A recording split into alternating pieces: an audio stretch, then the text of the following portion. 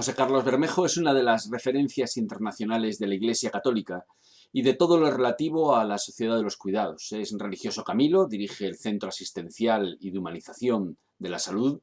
Él nació en Tordesillas, en Valladolid, y forjó su vocación a los cuidados en la atención directa a los enfermos y mayores del Hospital Residencia Catalán Sant Camil en Sant Pere de Ribes. Doctor en Teología Pastoral, es profesor en diversas universidades y a través del Centro San Camilo ha emprendido una gran obra que integra tanto formación como asistencia, investigación, divulgación y también incidencia pública en torno a la salud y a la vida. Pronuncia numerosas conferencias alrededor del mundo cada año y tiene una obra muy exhaustiva con más de medio centenar de títulos publicados en diversas editoriales. En su web josecarlosbermejo.es dice que su palabra preferida es pasión. Dice, vivo con pasión, gozo de lo que hago lo que me gusta. Bueno, nos entrevistamos con él en torno al libro No quiero sufrir, publicado por la editorial Salterre. Veamos, es tremendamente interesante. Bueno, y damos muchísimas gracias a José Carlos por la entrevista de este libro, acerca de este libro, No quiero sufrir, que es algo que decimos todos, ¿no?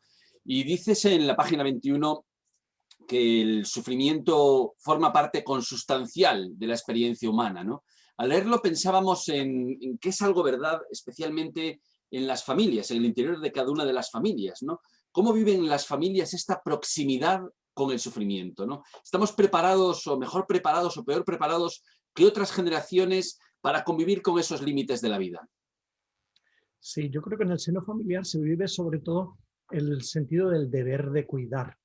Cuando alguien está enfermo, toda la historia de la humanidad, el ser humano ha salido al paso para dar respuestas y hay muchísimas personas que son fieles en la fragilidad y están cuidando durante años a situaciones de dependencia, de enfermedad mental, de deterioro cognitivo tipo Alzheimer u otras enfermedades.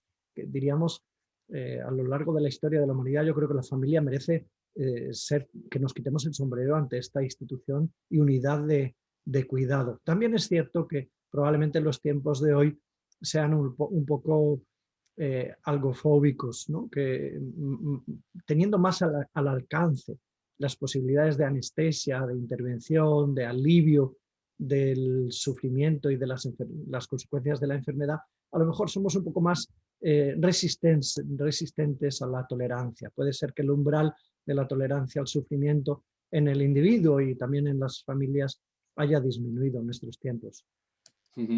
Este libro que subtituláis sobre la eutanasia y otras cuestiones bioéticas del final de la vida es especialmente actual, ¿no? Con todo el debate que hemos tenido. En relación a todo el debate de eutanasia, afirmas en el libro, la gente no quiere morir si tiene unas condiciones dignas para vivir. Pero a pesar de esa afirmación, pensaba en la cantidad de gente sola que hay que pues carece de vínculos para que le ayuden. Y a propósito, decías en la página 34, parecería que tener vínculos significativos protege en relación con el deseo de la eutanasia y vivir solos aumenta el estar de acuerdo con la misma. ¿Tú crees en tu experiencia que la familia ayuda? ¿Cómo ayuda a que la gente se sienta digna en situaciones en las que a veces pues, las condiciones de vida nos ponen nuestra percepción difícil? Sí, yo creo que al ser humano la dignidad nos viene por el hecho de ser humanos y justamente por la condición de vulnerabilidad y de fragilidad que para ser necesitamos de los demás. Me parece que el hecho de sentirse querido es lo mejor que nos puede pasar para sentir que nuestra dignidad es reconocida. Nuestra dignidad relacional, porque es siempre relacional. Por eso creo que está aumentando en nuestros días la sensibilidad ante la soledad no deseada. Pero efectivamente, en la soledad deseada, la humanidad tiene que ver un reclamo para que nos preguntemos dónde está mi hermano, si está atendido, si está conmigo o si le hemos dejado solo. Y si estando solo no quiere estar solo y entonces puede venirse abajo el sentirse digno ante la comunidad, ante los demás. Por eso que la soledad no deseada creo que es un reclamo para la solidaridad, para la ayuda. Tendríamos que cuidarnos de tal manera que nadie se quisiera morir porque estuviera, a pesar de la fragilidad, se sintiera en el cielo de sentirse cuidado, ¿no? en el cielo de sentirse querido por los demás. En el libro, bueno, y en toda tu obra, insistes muchísimo en la crucialidad de los diálogos clave, ¿no? Sobre las cuestiones clave. Y una de las cosas que señalas en el libro es la necesidad de hablar y de dialogar sobre la muerte, ¿no? De tomar conciencia sobre el final de nuestra vida. ¿Qué crees importante en este diálogo sobre la muerte? ¿Qué relación tiene esa falta de diálogo sobre la muerte en toda esta cuestión de la eutanasia que se ha impuesto en nuestro país? Mm. Sí, probablemente seguimos estando en un mundo que niega la fragilidad, lo oscuro. Parece que soñaríamos con un mundo feliz en el que el sufrimiento no existiera, como si la felicidad consistiera en la ausencia de sufrimiento. Me parece que en la escuela, en la familia, en los lugares educativos, hay que hablar del morir, no solo de la muerte, que es con su entidad antropológica y existencial, sino también del morir. Y hablar del morir nos tendría que llevar a arbitrar imaginarios de respuesta, de cuidados, de alivio del sufrimiento. Me imagino una sociedad donde los niños no son retirados del abuelo necesitado por un pseudo respeto, déjales que disfruten y que no tengan que cambiar pañales ellos cuando han recibido tantos cuidados de los abuelos, donde experimentamos particularmente la fragilidad. Por eso creo que una sociedad que hable del morir es una sociedad más humana, porque también la conciencia del límite da densidad y sabor a la cotidianidad.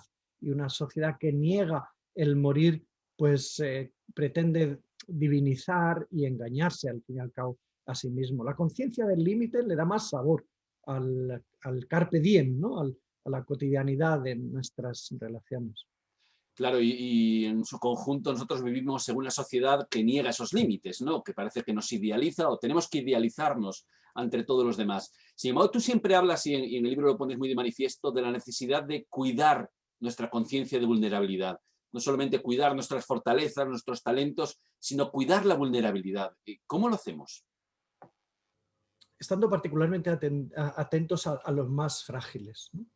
Y reconociendo que, por ejemplo, algo tan obvio que siempre hemos sido los seres humanos dependientes, no tenemos un histórico de independencia, sino un histórico de habernos hecho, construido desde la dependencia del ser bebé, del ser, para ponernos de pie nos han tenido que ayudar mucho, nos han tenido que levantar mucho, no nos planteábamos el sentido de nuestra existencia y reconocían que nuestra existencia tenía sentido y la reconocían dándonos la papilla y el biberón o el pecho. Y creo que en el reconocimiento de nuestro histórico puede haber una fuente de, de sentido también para darnos cuenta que el valor último no es la independencia y una autonomía separada del resto de los seres humanos. Somos porque nos hacemos y porque nos han hecho ser y nos siguen haciendo los demás. La verdad es que cuando leí el libro me impactó cuando hablas de que los jóvenes idealizan la muerte provocada. Me produjo realmente un shock. ¿Cuál es tu experiencia, tu percepción al respecto? Es posible, si no todos, yo creo que las generaciones más jóvenes eh, han crecido en un espacio en el que se ensalza mucho más un ideal de gestión totalmente independiente de la propia vida, que probablemente es un rasgo también de la adolescencia de todo ser humano, ¿no? El creer que yo conmigo y con aquellos que yo decida me gestiono mi autonomía sin tener que contar con quien me ha dado la vida y me educó cuando era pequeño. Hay un modo de pensar la independencia que creo que es un error, un exceso de proclamarse separado de los demás, que puede estar más presente en las generaciones jóvenes. Quizás también hemos construido este mundo entre todos cuando hemos dado tanto espacio a algunas reflexiones éticas que probablemente ensalzaban en exceso la autonomía, ¿no? Y como si la clave de la humanización fuese pues el elegir lo que queremos, lo que sentimos que necesitamos o en último término sencillamente lo que deseamos, en lugar de reconocernos vinculados hasta tal punto que también el sentido nos viene dado por la pertenencia y que nuestra vida no es solo patrimonio individual, sino que es también patrimonio colectivo, muy en especial de aquellos con los que nos hemos vinculado por el amor de la pareja o de la paternidad o vinculados porque somos también y hemos sido dependientes a través de los cuales nos ha llegado la propia vida, ¿no?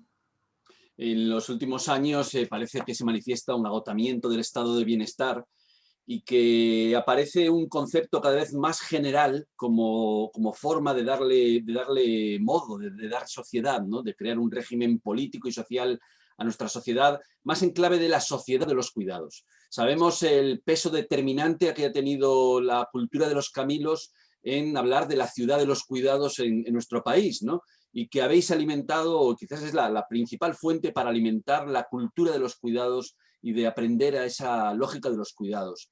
Después de todo este tiempo de docencia, de libros, de conferencias, de trabajar a fondo en cada una de las organizaciones que hemos acudido a vosotros para aprender el cuidado, ¿cuál crees que es la agenda próxima? ¿Cuál es el gran reto que tienes ahora entre tus manos, José Carlos?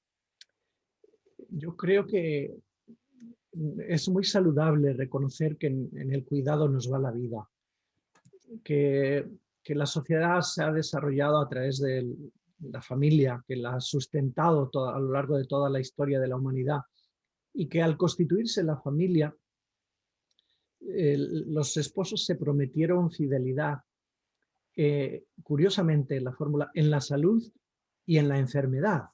Y probablemente nos hayamos olvidado que este vínculo que nos ha unido era un compromiso de cuidado recíproco, digamos, no era una fidelidad exclusiva para la intimidad de los vínculos sexuales y posible fecundidad y paternidad o maternidad, sino que era y es un vínculo que es un compromiso ante los demás de que nos cuidaremos en todo caso.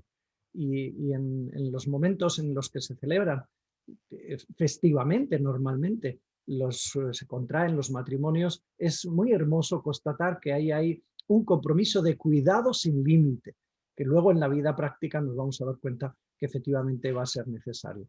Bueno, también el duelo a veces lo hemos experimentado como algo intimista y está en el corazón de la familia. Cuando alguien muere es la familia la que entra en duelo, no es solo el individuo. Por eso creo que en el futuro también tenemos que prestar atención a claves de humanización como esta, el dolor de la pérdida, ¿no? El desafío de los cuidados en el seno de la familia y el dolor de la pérdida como una realidad que también es de grupo y de familia, no solo una experiencia individual de ruptura de un vínculo. Bueno, estos desafíos creo que pueden contribuir a humanizar si seguimos profundizando, no psicologizando estos fenómenos, ni solo politizando, que también, porque hay una dimensión efectivamente social, colectiva y política, del compromiso que tenemos, del deber ético que tenemos de cuidarnos unos a otros para ser, sencillamente para existir, además de para ser felices hasta donde sea posible. Es un escándalo en la sociedad la soledad, que se produce no solo la soledad habitacional, tantas personas solas en los apartamentos, sino también cuando se produce la soledad eh, como experiencia subjetiva en medio de una relación de vecindad o de comunidad dentro de una residencia de mayores o dentro del hospital. Hay mucha soledad en todos los contextos también relacionales. Creo que este es un desafío para seguir sintiéndose motivado para humanizar mediante la generación de vínculos significativos que nos hagan saborear la vida desde la relación. Pues te agradecemos muchísimo, José Carlos, la entrevista, todo lo que haces al frente de toda la Fundación Humanizar y toda esa cultura de cuidado que estás introduciendo, que llevas tantos años ya introduciendo en la sociedad y que sin duda va dando fruto, ¿no? Pese a algunos reveses, yo creo que todos vamos tomando conciencia de que eso está en el centro de nuestra civilización. Muchísimas gracias por tus palabras. Muchas gracias, Fernando. Un abrazo. Chao.